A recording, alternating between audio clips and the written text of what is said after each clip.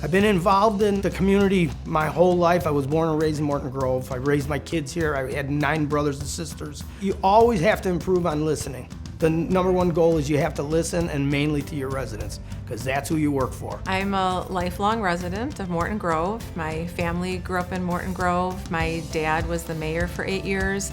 My grandfather was the village clerk for over 15 years. I did move to the west side of Morton Grove, and one of the things I really want to do in this administration if I get elected is to represent all people of Morton Grove, because we really are a very large, diverse community. You know, I decided to run for mayor 4 years ago because I made a promise to myself and to the people that I thought we could do better than we were doing. One of the promises I made was economic development. When I became mayor, we didn't even have an economic development director at the time. I appointed an economic development director, and we started attending different shows, various events to attract businesses to Morton Grove. We got more involved with brokers that gave us some great suggestions, and one of those suggestions was actually what brought Moretti's to fruition.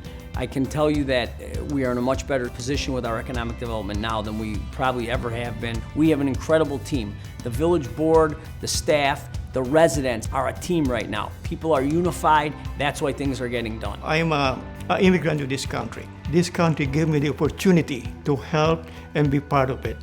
That's one of the reasons why I run for office. We help the community, Koreans, Chinese, Indians, Vietnamese, Mexicans. 28% of our residents are from that ethnic group.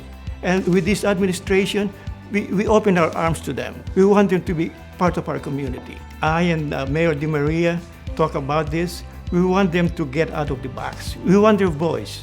I am the liaison to the Community Relations Commission, and Mayor DeMaria had asked me to help revamp that commission. And we have really started some great new initiatives that have really brought our diverse community together to work on some great programs. We've started the Adopt a Planter program, we've started the village-wide garage sale, we've started a community artist program, as well as photo contests, which feature our new tagline, incredibly close and amazingly open.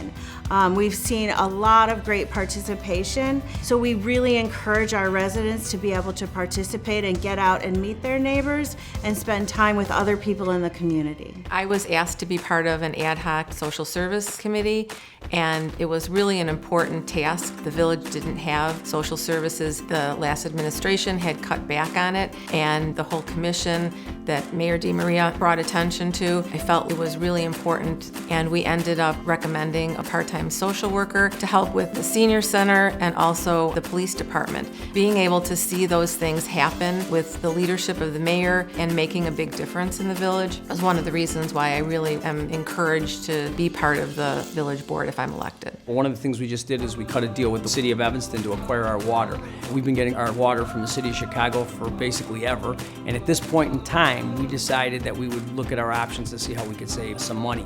We now have a plan in place that will save the village of Morton Grove roughly $98 to $100 million over the next 40 years. It allows us to invest into our infrastructure. We have an old public works system that needs drastic infrastructure updating, and this water contract will now help us not only save and have steady water rates, but also reinvest back in our infrastructure. And I think that's something that people really should be excited about. We've listened to our seniors, and through listening to our seniors, we have partnered with Mather Lifeways, which provides services for seniors at no cost to the village. And 92% of the seniors who attend the programs are satisfied with the services that Mather provides to them. They provide things such as lunches, bingo, health screenings, tech assistance on Fridays. So the seniors who go there really have a great time. It always goes back to being honest with people.